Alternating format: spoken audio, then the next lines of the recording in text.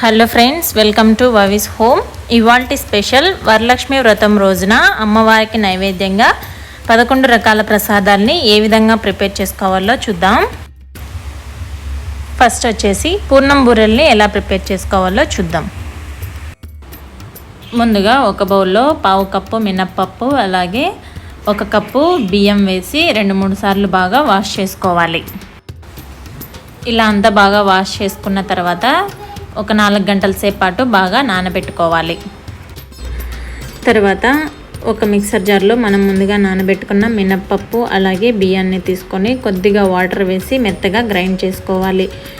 ఒకవేళ టైం లేదనుకుంటే ఆల్రెడీ ఉన్న దోశ బ్యాటర్ని కూడా వాడుకోవచ్చు.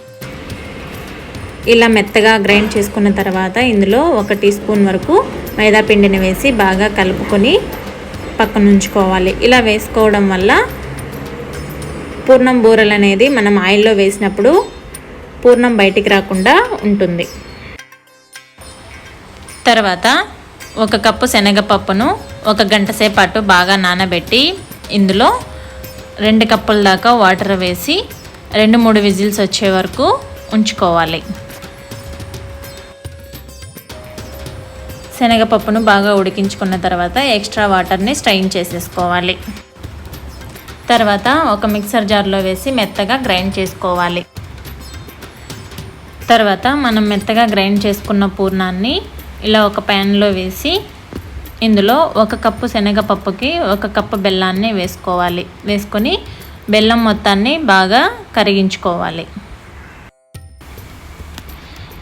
ఇలా బెల్లం మొత్తం బాగా కరిగించుకున్న తర్వాత ఇందులో 1/2 టీ స్పూన్ యాలకుల పొడి అలాగే 1 టీ స్పూన్ నెయ్యిని వేసుకొని బాగా కలుపుకోవాలి. ఇలా మొత్తం అంతా బాగా కలుపుకున్న తర్వాత స్టవ్ ఆఫ్ చేసుకొని బాగా చల్లారనివ్వాలి. ఇలా అంతా బాగా చల్లారిన తర్వాత ఈ పూర్ణాన్ని మొత్తం చిన్న చిన్న బాల్స్లా చేసుకోవాలి. ఇలా మొత్తం అన్నిటినీ చేసుకొని పక్కన ఉంచుకోవాలి. తర్వాత ఆయిల్ బాగా వేడయ్యాక మనం ముందుగా గ్రైండ్ చేసుకున్న మిశ్రమంలోకి ఈ పూర్ణాన్ని వేసి బాగా డిప్ చేసుకొని ఆయిల్లోకి వేసుకోవాలి. ఇలాగే అన్నిటినీ వేసుకొని ఒక పక్క బాగా కాలిన తర్వాత మరోవైపుకు తిప్పుకొని బాగా కాల్చుకోవాలి. ఇలా 2 వైపులా బాగా కాలిన తర్వాత ఒక ప్లేట్లోకి తీసుకోవాలి. అంతే ఫ్రెండ్స్, చాలా సింపుల్గా పూర్ణం బూరెలను ప్రిపేర్ చేసుకోవచ్చు. ఇప్పుడు అమ్మవారికి నైవేద్యంగా పెట్టుకునే దద్దోజనాన్ని ఎలా ప్రిపేర్ చేసుకోవాలో చూద్దాం. ముందుగా ఒక బౌల్లో 1 కప్పు వరకు ఆల్రెడీ ఉడికించి పెట్టుకున్న రైస్ని తీసుకొని ఇలా ఒక స్పూన్తో కానీ లేదా ఒక గ్లాస్తో కానీ మెత్తగా చేసుకోవాలి. తర్వాత 1 కప్పు ఆవు పెరుగుని మాత్రమే తీసుకోవాలి. మనం నైవేద్యానికి పెట్టుకునేటప్పుడు కంపల్సరీ ఆవు పెరుగుని మాత్రమే యూస్ చేసుకోవాలి. తర్వాత రుచికి సరిపడా ఉప్పు వేసి కలుపుకోవాలి. ఇలా బాగా కలుపుకొని పక్కన ఉంచుకోవాలి. ఇప్పుడు ఒక ప్యాన్లో ఆయిల్ వేసి వేడయ్యాక ఇందులో పల్లీలు అలాగే జీడిపప్పును వేసి వేయించుకోవాలి. కాస్త ఫ్రై అయ్యాక తీసి పక్కన ఉంచుకోవాలి. ఇప్పుడు అదే ఆయిల్లోనే 1/2 టీ స్పూన్ ఆవాలు, జీలకర్ర, శనగపప్పు అలాగే మినప్పప్పు, 3 లేదా 4 ఎండుమిర్చి, 1 రెమ్మ కరివేపాకు, 2 స్లైసెస్గా కట్ చేసుకున్న పచ్చిమిర్చి వేసుకొని దోరగా ఫ్రై చేసుకోవాలి. కొద్దిగా ఫ్రై అయ్యాక ఇందులో మనం ముందుగా ఫ్రై చేసి పెట్టుకున్న పల్లీలు అలాగే జీడిపప్పును వేసుకోవాలి. తర్వాత మనం ముందుగా కలిపి పెట్టుకున్న అన్నంలోకి ఈ పోపును వేసి కలుపుకోవాలి. అంతే ఫ్రెండ్స్, ఎంతో ఈజీగా మనం ఈ అమ్మవారి నైవేద్యంగా దద్దోజనాన్ని ప్రిపేర్ చేసుకోవచ్చు. ఇప్పుడు నైవేద్యంగా పెట్టుకునే ప్రసాదం పులిహోరాని ఎలా చేయాలో చూద్దాం. ముందుగా దీనికోసం మనం బాల్ సైజ్ అంత చింతపండుని తీసుకొని కొన్ని వాటర్ వేసి నానబెట్టుకోవాలి. తర్వాత ఒక ప్యాన్లో 1 టీ స్పూన్ ఆవాలు, 1 టీ స్పూన్ జీలకర్ర, 1 టీ స్పూన్ మినప్పప్పు, అలాగే 1 టీ స్పూన్ శనగపప్పు, 1 టీ స్పూన్ ధనియాలు, 1 టీ స్పూన్ నువ్వులు, పావు టీ స్పూన్ మెంతులు, 2 లేదా 3 ఎండుమిర్చి వేసి వీటన్నిటిని దోరగా ఫ్రై చేసుకోవాలి. ఇవన్నీ కాస్త ఫ్రై అయ్యాక ప్లేట్లోకి తీసుకొని వీటిని బాగా చల్లారనివ్వాలి. ఇవన్నీ బాగా చల్లారిన తర్వాత ఒక మిక్సర్ జార్లో తీసుకొని ఫైన్ పౌడర్లా ఈ విధంగా చేసుకొని పెట్టుకోవాలి. ఇప్పుడు ఒక చిన్న ప్యాన్లో కొద్దిగా ఆయిల్ వేసి ఇందులో పల్లీలు అలాగే జీడిపప్పుని వేయించుకొని పక్కన ఉంచుకోవాలి. ఇప్పుడు మరొక ప్యాన్లో ఆయిల్ కొద్దిగా వేడయ్యాక ఇందులో 1/2 టీ స్పూన్ ఆవాలు, 1/2 టీ స్పూన్ జీలకర్ర, కొద్దిగా శనగపప్పు, అలాగే మినప్పప్పు, 2 లేదా 3 ఎండుమిర్చి, ఒక రెమ్మ కరివేపాకు, చిన్నగా స్లైసెస్గా కట్ చేసుకున్న పచ్చిమిర్చి వేసుకొని ఫ్రై చేసుకోవాలి. ఇప్పుడు మనం ముందుగా నానబెట్టి ఉంచుకున్న చింతపండులో నుంచి ఈ విధంగా గుజ్జును తీసుకుని వేసుకోవాలి.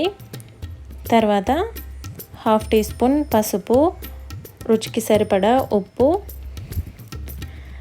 అలాగే ఒక చిన్న బెల్లం ముక్క వేసుకొని ఈ గుజ్జును మొత్తం ఉడికించుకోవాలి. ఈ విధంగా ఉడికించుకున్న తర్వాత ఇందులో మనం ముందుగా గ్రైండ్ చేసుకున్న పౌడర్ని వేసుకోవాలి.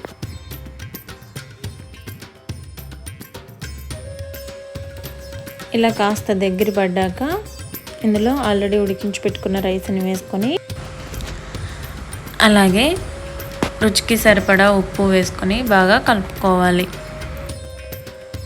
ఇలా మొత్తం అంతా కలుపుకున్న తర్వాత మనం ముందుగా ఫ్రై చేసుకున్న పల్లీలను జీడిపప్పును వేసుకొని కలుపుకోవాలి. అంతే ఫ్రెండ్స్, ఎంతో టేస్టీగా ఉండే ప్రసాదం పులిహోర రెడీ. ఇప్పుడు అమ్మవారికి నైవేద్యంగా పెట్టే చక్కెర పొంగల్ని ఎలా ప్రిపేర్ చేసుకోవాలో చూద్దాం. దీనికోసం ముందుగా ఒక ప్యాన్లో 1/2 కప్పు పెసరపప్పును తీసుకొని మీడియం ఫ్లేమ్లో ఎర్రగా వేయించుకోవాలి. ఇలా ఎర్రగా వేగిన తర్వాత తీసి పక్కన ఉంచుకోవాలి. తర్వాత ఒక ప్రెషర్ కుక్కర్లో 1/2 కప్పు కడిగి పెట్టుకున్న రైస్ అలాగే ఫ్రై చేసుకున్న పెసరపప్పును కూడా బాగా కడిగి ఇందులో వేసుకొని ఇప్పుడు 2 కప్పుల వాటర్ వేసుకొని 3 విజిల్స్ వచ్చే వరకు ఉడికించుకోవాలి. ఈలోపు ఒక ప్యాన్లో 1 టేబుల్ స్పూన్ నెయ్యి వేసి వేడయ్యాక ఇందులో జీడిపప్పు వేసుకొని కాస్త ఫ్రై అయ్యాక పచ్చి కొబ్బరిని వేసి ఫ్రై చేసుకోవాలి. ఇది కొంచెం ఫ్రై అయ్యాక ఇందులోనే ఎండు ద్రాక్షను కూడా వేసుకొని ఫ్రై చేసుకోవాలి. ఈ విధంగా ఫ్రై అయ్యాక తీసి పక్కన ఉంచుకోవాలి.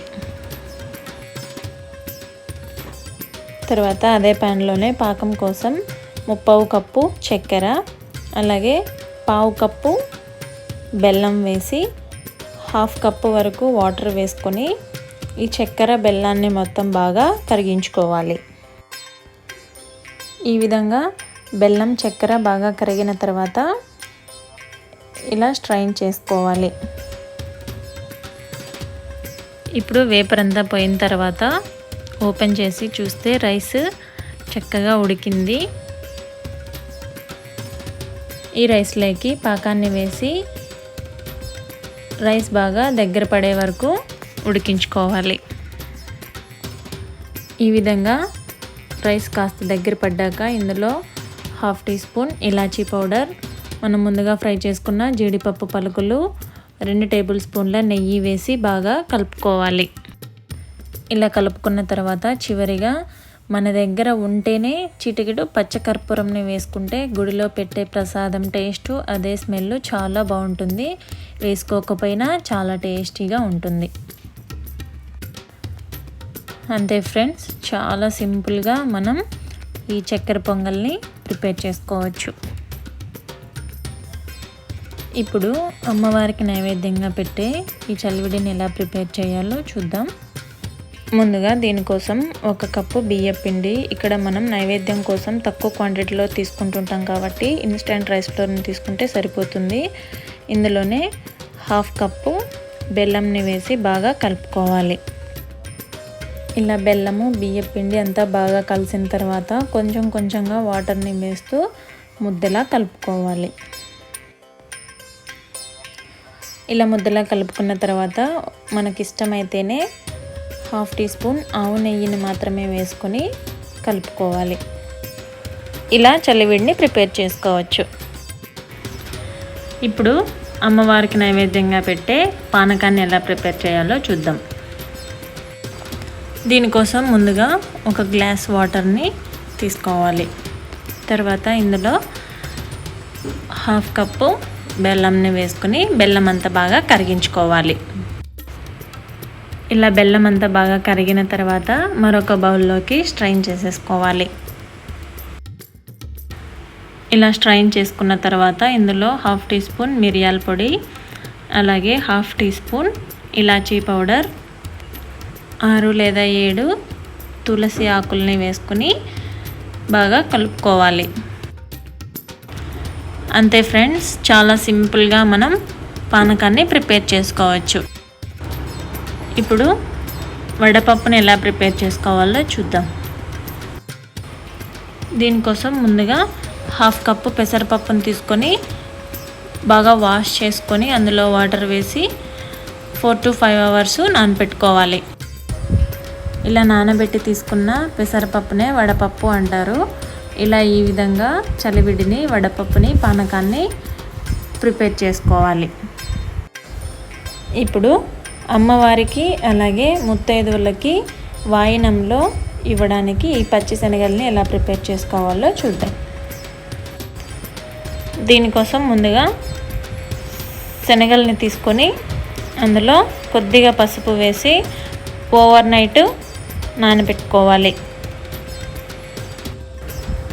ఓవర్ నైట్ అంతా బాగా నానిన తర్వాత మార్నింగ్ వీటిని స్ట్రైన్ చేసేసుకోవాలి. ఇలా అన్నీ స్ట్రైన్ చేసుకున్నాక ఇందులో చిన్నగా కట్ చేసుకున్న పచ్చి కొబ్బరి ముక్కల్ని వేసుకోవాలి. ఈ విధంగా శనగల్ని ప్రిపేర్ చేసుకోవాలి. ఇప్పుడు మినపగారెల్ని ఎలా ప్రిపేర్ చేసుకోవాలో చూద్దాం. దీనికోసం ముందుగా 1/2 కప్పు మినపప్పును తీసుకుని కొన్ని వాటర్ వేసి 4 to 5 అవర్స్ పాటు నానబెట్టుకోవాలి. ఇలా పప్పు మొత్తం బాగా నానిన తర్వాత ఒక మిక్సర్ జార్లో వేసుకొని రుచికి సరిపడా ఉప్పు వేసుకొని వీలైనంత వరకు వాటర్ యాడ్ చేయకుండా మెత్తగా గ్రైండ్ చేసుకోవాలి. ఇలా గ్రైండ్ చేసుకొని తీసుకోవాలి. ఇప్పుడు నూనె వేడయ్యాక చేతికి కొద్దిగా తడి చేసుకుంటూ పాలిథిన్ కవర్ పైన పిండిని కొంచెం కొంచెంగా తీసుకుంటూ ఇలా చేసుకొని ఆయిల్లో వేసి డీప్ ఫ్రై చేసుకోవాలి. ఇలా వేసుకున్న తర్వాత 2 వైపులా తిప్పుకుంటూ గోల్డెన్ కలర్ వచ్చే వరకు ఫ్రై చేసుకొని తీసుకోవాలి. అంతేనండి, మినపగారెలు రెడీ. ఇప్పుడు బెల్లం పరిమాణంని ఎలా ప్రిపేర్ చేసుకోవాలో చూద్దాం. దీనికోసం ముందుగా 1 కప్పు బియ్యాన్ని బాగా వాష్ చేసుకొని పక్కన పెట్టుకోవాలి. తర్వాత ఒక ప్రెషర్ కుక్కర్లో 1 టేబుల్ స్పూన్ నెయ్యి వేసి వేడయ్యాక ఇందులో జీడిపప్పును వేసి ఫ్రై చేసుకోవాలి. ఇవి కాస్త ఫ్రై అయ్యాక ఇందులోనే ఎండు ద్రాక్షను వేసి ఫ్రై చేసుకొని తీసుకోవాలి. ఇప్పుడు అదే నెయ్యిలోనే 2 కప్పుల వాటర్ వేసుకొని 3 కప్పుల పాలు తీసుకోవాలి. ఇక్కడ 1 కప్పు మాత్రమే వేసుకోవాలి.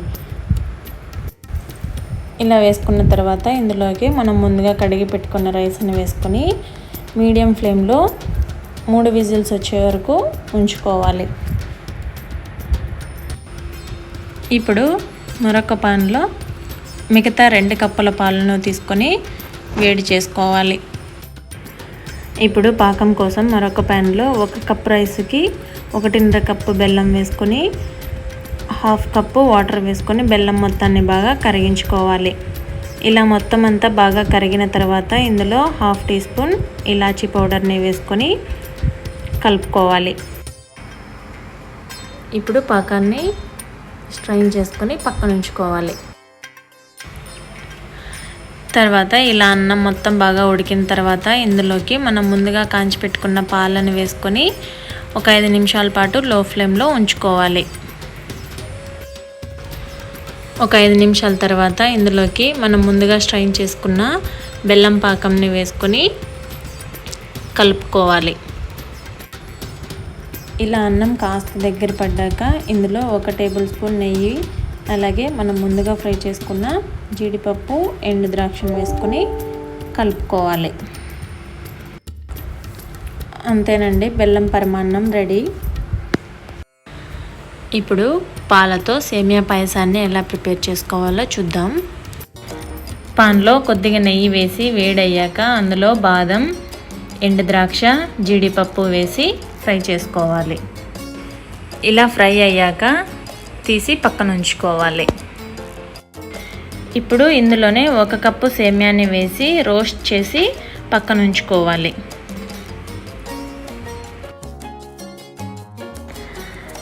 తర్వాత మరొక పాన్లో 1 కప్పు సేమియాకి 4 కప్పుల పాలు, అలాగే 2 కప్పుల వాటర్ వేసుకోవాలి. మొత్తంగా 6 కప్పులు వేసుకోవాలి. పాలు ఇలా మరిగించుకున్న తర్వాత ముందుగా మనం రోస్ట్ చేసుకున్న సేమియాని వేసి బాగా ఉడికించుకోవాలి. ఇలా సేమియా మొత్తం బాగా ఉడికిన తర్వాత అందులో 1 కప్పు సేమియాకి 1 కప్పు చక్కెరని వేసుకోవాలి. తర్వాత ఇందులో కొద్దిగా ఇలాచీ పౌడర్ని వేసుకోవాలి. ఇలాచీ పౌడర్ని వేసుకోవడం వల్ల మరింత టేస్టీగా ఉంటుంది. చివరిగా మనం ముందుగా ఫ్రై చేసుకున్న జీడిపప్పుని, ఎండు ద్రాక్షని వేసుకోవాలి. ఈ కన్సిస్టెన్సీలో ఉంటే ఎంతసేపు అయినా గట్టిగా అవ్వకుండా ఉంటుంది. ఇలా పాయసాన్ని చేసుకోవాలి. చూడండి ఫ్రెండ్స్, ఇలా 11 రకాల నైవేద్య ప్రసాదాలని చేసుకొని పెట్టుకోవాలి. Thanks for watching. ఇలాంటి మరిన్ని వీడియోస్ కోసం మన వవి ఛానల్ని లైక్ చేసి సబ్స్క్రైబ్ చేసి అలాగే పక్కనే ఉన్న బెల్ ఐకాన్ని యాక్టివేట్ చేసుకోవడం అసలు మర్చిపోవద్దు. Thank you. Bye bye.